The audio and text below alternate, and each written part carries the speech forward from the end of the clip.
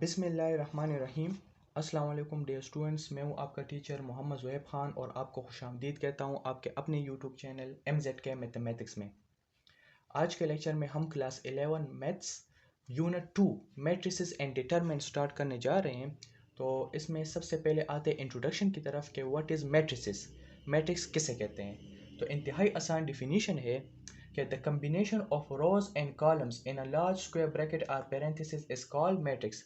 जब भी हम किसी रोज और कॉलम को कंबाइन कर ले और उसको स्क्वायर ब्रैकेट में लिख देते हैं या पैरेंथेसिस में लिख देते हैं तो वो क्या बन जाता है, वो मैट्रिक्स बन जाता है। और इस तरह डिफिनीशन भी आप कर सकते हैं कि a rectangular array of numbers enclosed in a large square bracket or parenthesis is known as matrix। के नंबर्स को आप रेक्टेंगुलरली अरेंजमेंट फॉर्म में लिख दे और उसको पैरेंथेसिस में या स्क्वायर ब्रैकेट में क्लोज कर ले तो वो क्या बन जाएगा, मैट्रिक्स बन जाएगा। ये रेक्टेंगुलर एरे क्या होता है या रेक्टेंगुलर अरेंजमेंट किसे कहते हैं। इंतहाई आसान डिफिनीशन है इसकी कि rectangular array is the arrangement of objects. Rectangular array से मतलब यानी ऑब्जेक्ट्स को या एलिमेंट्स को या नंबर्स को अरेंज करना होता है, अरेंजमेंट ऑफ ऑब्जेक्ट्स को कहते हैं। In rows and columns in such a way that each row and column consist equal number of objects. बात की समझ आ रही है, यानी इस पे समझने की कोशिश करें। फॉर एग्जांपल मेरे साथ एक मैट्रिक्स है A इक्वल टू 1 2 3 4 5 6, ठीक है ना। रो किसे कहते हैं, जो लेफ्ट से ये हॉरिजॉन्टल लाइन जो होते हैं हमारे पास रो कहलाते हैं। लेफ्ट से राइट तक जो एलिमेंट्स पड़े होते हैं वो रो कहलाते हैं। तो ये एक मैट्रिक्स है। क्यों मैट्रिक्स है, क्योंकि अगर देखा जाए फर्स्ट रो में कितने एलिमेंट्स है, 1 2 3, सॉरी फर्स्ट रो में 3 एलिमेंट्स है ना, समझने की कोशिश करें। और सेकंड रो में देख ले, इसमें भी 3 एलिमेंट्स है, 1 2 3, ठीक है। तो फर्स्ट रो में जितने एलिमेंट्स होंगे और बाकी जितने भी रो होंगे उसमें भी उतने ही एलिमेंट्स होने चाहिए। इसी तरीके से कॉलम को देख ले, ये वर्टिकल लाइन जो है ये कॉलम कहलाता है ना। 1 2 3 कॉलम है, तो फर्स्ट कॉलम में कितने एलिमेंट्स है, 1 2, तो बाकी जितने भी कॉलम्स होंगे उसमें भी वही 2 एलिमेंट्स ही होने चाहिए, ठीक है। तो इस कॉलम में भी 2 एलिमेंट्स है, इस कॉलम में भी 2 एलिमेंट्स है, तो लिहाजा ये मैट्रिक्स हो जाएगा क्योंकि ये रेक्टेंगुलरली अरेंज है। ये रेक्टेंगुलर एरे फॉर्म में हमने लिखे हैं। एक और एग्जांपल देख ले, समझने की कोशिश करें कि मेरे साथ यहाँ पर एक मैट्रिक्स गिवन है 1 2 3 4 5। क्या ये मैट्रिक्स है कि नहीं है। अगर देखा जाए इसमें फर्स्ट रो में कितने एलिमेंट्स है, 2 है, और सेकंड रो में देख ले 3 4 5 3 एलिमेंट्स है, ठीक है ना।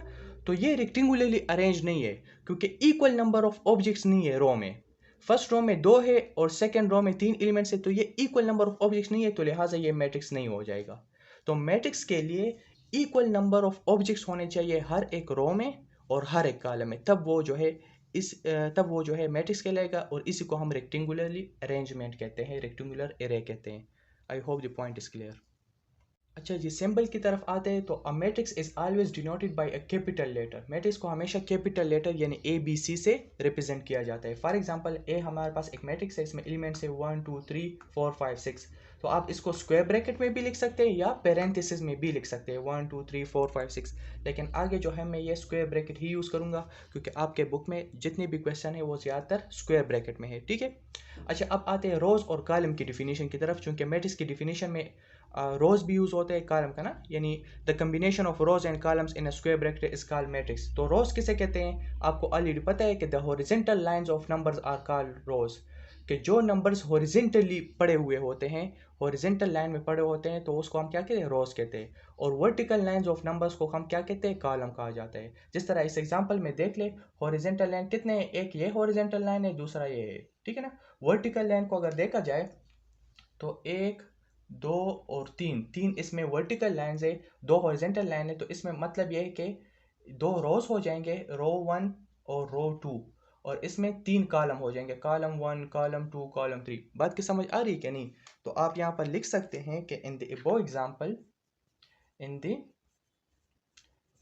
एग्जाम्पल हमने जो ये ऊपर एग्जाम्पल लिखा है, तो ये क्या होगा, देयर आर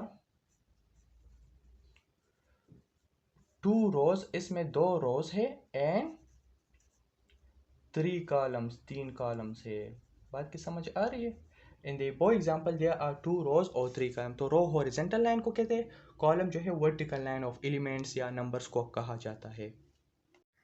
अच्छा जी, generally a matrix is denoted by A equal to AIJ। Matrix को जनरली हम रिप्रेजेंट करते हैं AIJ से। ये A जो है ना, ये बेसिकली रिप्रेजेंट करते हैं किसी एलिमेंट को, और आई जे उसकी पोजीशन को रिप्रेजेंट करता है कि ये कौन से रो और कौन से कॉलम में है, where I equal to 1 2 3 up to M and J equal to 1 2 3 up to N. ये फर्स्ट आई जो है ना ये बेसिकली रिप्रेजेंट करता है कि ये कौन से रो में है, और जे से मुराद है कि ये ए एलिमेंट किस कॉलम में है।